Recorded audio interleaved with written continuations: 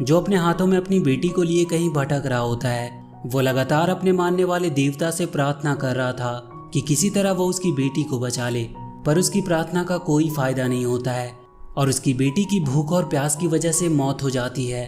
वो वहीं रेत के बीच में निराश पड़ा होता है। तभी उसे कुछ आवाज सुनाई देती है और जब वो वहां से होते हुए जंगल के अंदर जाता है तो वहां उसे पानी का एक तालाब दिखाई देता है। वो जल्दी से उसमें कूदकर अपनी प्यास बुझाता है। वो तालाब से जब निकलकर बाहर आता है तो वहां पर गिरी एक तलवार से उसका हाथ कट जाता है, पर उसका जख्म तुरंत ही ठीक हो जाता है। वहीं कुछ दूर पे उसे कुछ फल भी दिखाई देते हैं और वो उन पे भूखे जानवरों की तरह टूट पड़ता है। कुछ देर के बाद वहां पे प्रकाश के देवता आते हैं जिसे गौर पूजा करता था। गौर उससे कहता है कि वो उसका आखिरी भक्त है। उसकी धरती सूख गई और सारे जीवों का अंत हो गया, पर वो अब भी उन्हें दिल से अपना देवता मानता है और उसे उम्मीद है कि वो उसकी मनोकामना जरूर पूरी करेंगे। इस पर प्रकाश का देवता हंसते हुए कहता है कि उसने नेक्रोसॉर्ड के धारक को अभी अभी खत्म किया है, जो उसे मारकर उसके साम्राज्य का अंत करने आया था, और वो उसके जैसे किसी तुच्छ प्राणी की मनोकामना क्यों पूरी करेगा। पर गौर उससे कहता है कि उसके साम्राज्य का अंत तो पहले ही हो चुका है, क्योंकि उसे अब पूजने वाला कोई नहीं बचा है। पर उस देवता को इसकी कोई चिंता नहीं थी, क्योंकि उसे उम्मीद थी कि उसके जैसे और भी कई लोग आ जाएंगे। गौर उससे कहता है कि उन्होंने कितने कष्ट सहे, उसकी बेटी मर गई, पर फिर भी वो इसी उम्मीद से उन्हें पूजता रहा कि एक दिन वो उसकी मनोकामना जरूर पूरी करेंगे। वो देवता उससे कहता है कि उनके लिए बलि देना ही एक भक्त का सौभाग्य है और यही उसकी नियति भी है। ये सब सुनकर गौर का उससे विश्वास उठ जाता है और वो उससे कहता है कि वो कोई देवता नहीं है और अपने गले में पहने उसकी ताबीज को उतार कर फेंक देता है। पर इससे प्रकाश का देवता गुस्सा हो जाता है और वो उसे उठाकर मारने ही वाला होता है कि तभी वहां पर पड़ी नेक्रोसॉर्ड गौर के हाथ में आ जाती है और उसकी पावर भी उसके अंदर आ जाती है और वो उस तलवार से उस देवता को मार देता है और ये कसम खाता है कि आज से वो किसी भी देवता को जिंदा नहीं छोड़ेगा।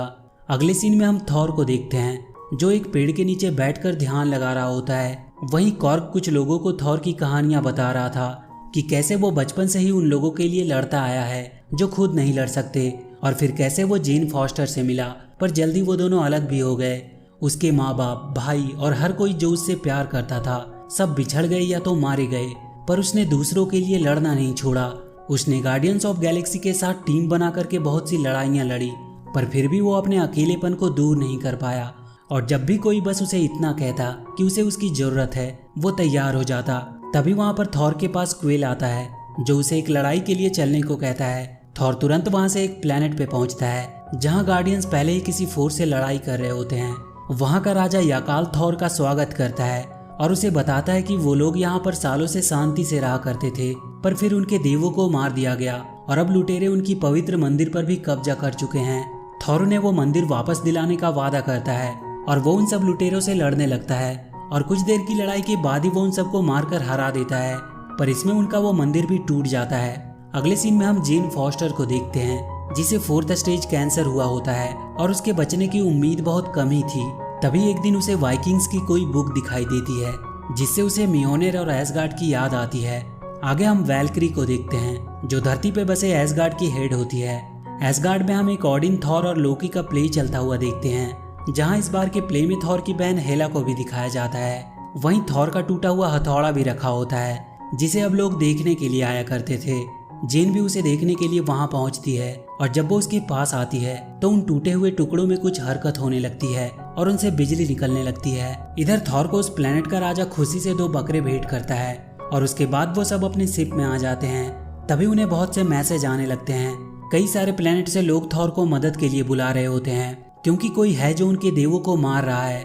तभी थॉर की एक दोस्त शिप भी उसे मदद के लिए बुला रही थी। थॉर तुरंत अपने शिप को स्टार्ट करके वहां से चलने को कहता है, पर क्वेल उससे कहता है कि वो अलग अलग जाएंगे तो ज्यादा अच्छा रहेगा क्योंकि बहुत से लोग मदद मांग रहे होते हैं। और इसके बाद क्वेल थॉर और कॉर को वहीं छोड़कर किसी दूसरे प्लेनेट के लिए निकल जाता है और वो दोनों स्टॉर्म ब्रेकर की मदद से बाइफ्रोस्ट के थ्रू शिप के पास पहुंचते हैं, जहां वो देखते हैं कि फेलिकेरियन के देवता फेलिका को किसी ने मार दिया है। वहीं उसे शिप भी मिलती है। वो थॉर को बताती है कि जिसने उन्हें मारा उसका अगला टारगेट एसगार्ड है और वो अभी वहीं जा रहा है। इधर गौर एसगार्ड तक पहुंच चुका होता है। उसके राक्षस वहां पे हमला करने लगते हैं, पर तभी वहां पर वैल्क्री अपने उड़ते हुए घोड़े पर आती है और उन सब पे हमला करने लगती है। थॉर भी वहां पहुंच जाता है और वो उन सब से लड़ने लगता है, पर तभी थॉर को वहां अपना हथौड़ा दिखाई देता है उसे समझ नहीं आ रहा होता है कि उसे चला कौन रहा है। तभी वो वहाँ पे एक लेडी थॉर को देखता है जो उसके हथौड़े को चला रही होती है। पर जब वो उसे जाकर मिलता है तो वो पूरी तरह से हैरान हो जाता है, क्योंकि वो उसकी एक्स गर्लफ्रेंड जेन होती है। और यहाँ पर हमें उनका फ्लैशबैक दिखाया जाता है कि कैसे वो दोनों साथ में होते हैं। और एक बार थॉर अपने हथौड़े से हमेशा जेन की हिफाजत करने को कहता है, और उसी वक्त उसके हथौड़े में कुछ जादू भी हुआ था। पर फिर कुछ ही दिनों के बाद दोनों अपने अपने काम की वजह से अलग हो गए। अब वापस से कहानी प्रेजेंट में आती है और वो फिर से उन क्रिएचर से लड़ने लगते हैं। तभी थॉर को वहाँ पे गौर दिखाई देता है। वो तुरंत उसकी तरफ बढ़ता है और फिर उन दोनों के बीच लड़ाई शुरू हो जाती है।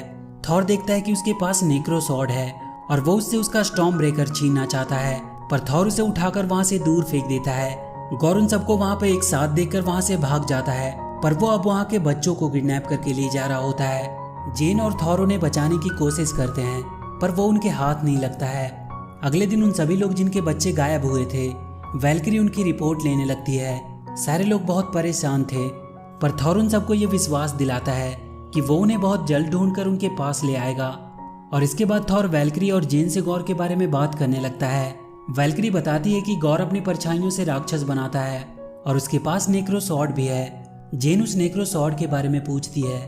थॉर उसे बताता है कि वो एक प्राचीन तलवार है जिसमें देवताओं को मारने की शक्ति है, और समय के साथ वो तलवार अपना हाथ बदलता आया है। वो जिसके भी हाथ में होता है वो उसे ही धीरे धीरे भ्रष्ट करके मार डालता है। तभी वहाँ पे हेमडाइल के बेटे एस्ट्रीड की परछाई आती है। थॉर उसकी आंखों का जादू इस्तेमाल करके उनके पास पहुँचता है और उन सारे बच्चों को बताता है कि वो अपनी टीम के साथ बहुत जल्द वहाँ आने वाले हैं और उन्हें वहाँ से छुड़ा कर ले जाएंगे। थॉर जेन को बताता है कि गौर ने बच्चों को अंतरिक्ष के उस हिस्से में रखा है जहाँ सिर्फ अंधेरे सायों का राज है। इसके बाद वो एक शिप को लेकर देवताओं से मदद मांगने के लिए निकल पड़ते हैं और वो सब देवताओं के महल में पहुंच जाते हैं जहां बहुत सारे देवता आए हुए होते हैं। वो सब किसी तरह भेष बदल कर वहां पहुंच जाते हैं और उसके बाद उन सारे देवताओं का हेड जियूस वहां पर आता है। वो अपने दरबार को संबोधित करने लगता है। तभी थॉर उनसे कुछ कहने लगता है और वो वहां बीच स्टेज पे आ जाता है। वो जियूस को गौर के बारे में सारी बातें बताता है और उसे मारने के लिए उसका हथियार थंडर बोल्ट मांगता है, पर इस बात से जियूस गुस्सा हो जाता है और उसे कैद कर लेता है। वो उससे कहता है कि गौर के पास नेक्रो स्वॉर्ड है और वो उन्हें मार सकता है, और इसीलिए वो उससे जाकर लड़ना नहीं चाहता क्योंकि वो लोग यहाँ पे सेफ हैं और वो उनकी कोई भी मदद नहीं करना चाहता। जियूस सबसे कहता है कि उन्हें चिंता करने की कोई जरूरत नहीं है क्योंकि गौर कभी भी इटर्निटी तक नहीं पहुंच सकता। इटर्निटी ब्रह्मांड में मौजूद सबसे शक्तिशाली जीव है और उस तक सबसे पहले पहुंचने वाले की हर इच्छा पूरी होती है, और अगर गौर वहां तक पहुंच गया तो वो एक ही झटके में सारे देवताओं को खत्म कर सकता है। जियूस थॉर और उसके साथी को वहीं कैद कर लेने को कहता है क्योंकि उनके यहाँ से जाने की वजह से गौर भी वहाँ आ सकता है और फिर वहाँ के सारे देव खतरे में पड़ सकते हैं। पर वैल्किरी और जेन उन सब पर हमला करने लगती है। थॉर भी अपने जंजीर तोड़ देता है और उनसे लड़ने लगता है। तभी जियूस अपने थंडरबोल्ट से कॉर्ग पे हमला कर देता है जिससे कॉर्ग वहीं बिखर कर ढेर हो जाता है। ये देखकर थॉर को बहुत गुस्सा आता है और जब जियूस उस पर हमला करता है तो वो उसके थंडरबोल्ट को पकड़कर उसकी तरफ जोर से फेंकता है जिससे वहीं पर उसकी मौत हो जाती है। थॉर देखता है कि कॉर्ग का हेड अभी भी जिंदा है। वो उसे उठा लेता है और अपने शिप को अंदर बुलाता है। वैल्किरी वहां ऊपर जाकर थंडरबोल्ट ले लेती है और फिर सब वहां से निकल जाते हैं। अब वो सब गौर के प्लेनेट की तरफ बढ़ रहे होते हैं। वहीं थॉर जेन से कहता है कि वो अब भी उससे प्यार करता है। जेन उसे बताती है कि उसे कैंसर है और वो मर रही है। थॉर को ये सुनकर बहुत दुख होता है, पर वो जेन से कहता है कि तुम जितने भी दिन जियो अच्छे से जियो और वो उसके साथ हमेशा खड़ा रहेगा। जेन उससे कहती है कि वो मरने से पहले उन बच्चों को बचाकर वापस लाना चाहती है। और कुछ देर बाद वो सब गौर के उस अंधेरे प्लेनेट पे पहुंच जाते हैं। वहाँ चारों तरफ सिर्फ अंधेरा ही था और वो बच्चे भी वहाँ से गायब होते हैं। जेन को वहाँ कुछ पोस्टर मिलते हैं जिनमें स्टॉर्म ब्रेकर के थ्रू इटर्निटी तक पहुँचने का जरिया दिखाया गया होता है। वो समझ जाती है कि गौर स्टॉर्म ब्रेकर को पाना चाहता है, इसीलिए वो तुरंत उसे उठाकर वहाँ से कहीं दूर फेंक देती है। और तभी वहाँ पर गौर आता है। जेन उसके ऊपर हमला करती है, पर वो उन सबको अपने पावर से कैद कर लेता है और थॉर से स्टॉर्म ब्रेकर देने को कहता है और वो जेन और वैल्किरी को मारने लगता है। थॉर के पास अब कोई रास्ता नहीं था। वो स्टॉर्म ब्रेकर को बुला लेता है और वहाँ चारों तरफ जोरदार बिजली गिरती है। गौर अपने क्रिएचर्स को बनाने लगता है और इसके बाद वो थॉर से लड़ने लगता है। वैल्किरी और जेन उसके क्रिएचर से लड़ रहे होते हैं और एक समय ऐसा आता है जब गौर वैल्किरी को थंडरबोल्ट से मारकर घायल कर देता है। जेन उसे तुरंत वहां से निकालने को कहती है। थॉर गॉर को रोकते हुए स्टॉर्म ब्रेकर से घर ले जाने को कहता है और इसके तुरंत बाद वहां पे बाइफ्रोस्ट खुल जाता है। पर गॉर स्टॉर्म ब्रेकर को छीनने में कामयाब रहता है और इधर वो तीनों धरती पे वापस आ जाते हैं। जेन की भी हालत बहुत खराब होती है क्योंकि उसका कैंसर उस पर हावी हो रहा था। उसे हॉस्पिटल में भर्ती कर दिया जाता है और थॉर उसे अब वो हथौड़ा उठाने से मना करता है क्योंकि वो जितनी बार उसे उठाती है उसका शरीर कमजोर होता जाता है और वो कैंसर से हारती जा रही थी। थॉर उसे जल्दी वापस आने का बोल के वहां से चला जाता है। वैल्क्री भी उसके साथ नहीं जा सकती थी क्योंकि वो भी घायल थी। इधर गॉर उन बच्चों को लेकर इटर्निटी के द्वार तक पहुंच चुका था और स्टॉर्म ब्रेकर की मदद से वो उसके दरवाजे को खोलने लगता है। तभी वहां के एक स्टैचू के गिरने से बच्चे दबने वाले होते हैं, पर तभी वहां पे थॉर आ जाता है। गॉर तब तक अपने क्रिएचर को बनाने लगता है।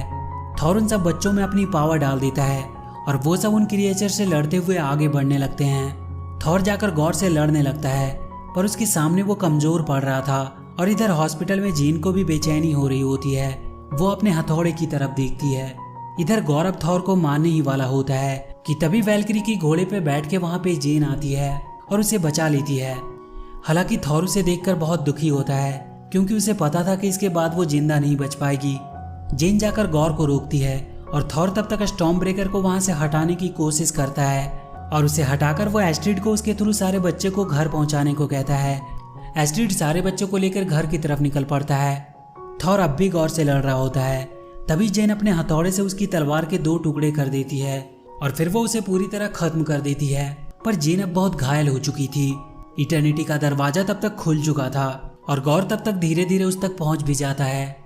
वो इटर्निटी से अपने लिए वरदान मांगने ही वाला होता है कि थॉर उसे रोककर समझाने की कोशिश करता है कि ये सब करके भी उसे शांति नहीं मिल पाएगी।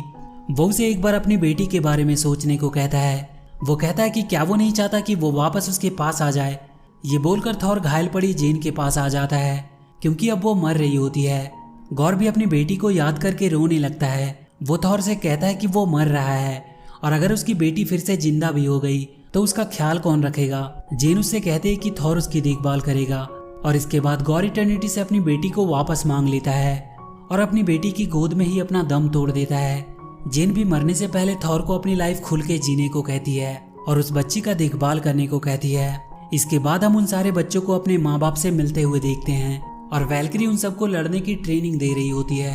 थॉर को अब जीने का मकसद मिल चुका था और वो गौर की बेटी का अच्छे से ख्याल रख रहा होता है। गौर की बेटी में भी सुपर पावर्स होती है और वो भी थॉर के साथ मिलकर उन लोगों के लिए लड़ने लगी जो खुद के लिए नहीं लड़ सकते। और लास्ट में हमें दिखाया जाता है कि जियोस अभी तक मरा नहीं था। वो कह रहा होता है कि पहले लोग उनसे डरते थे और अपने लिए रहम की भीख मांगते थे जब वो आकाश की तरफ देखते थे, ये सोचे बिना कि वो सुन भी रहे हैं या नहीं।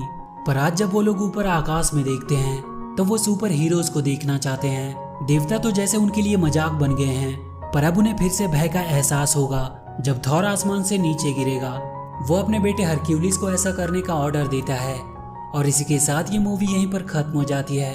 तो वीडियो अगर अच्छी लगी हो तो please do like and share the video and please subscribe to my channel and press that bell icon.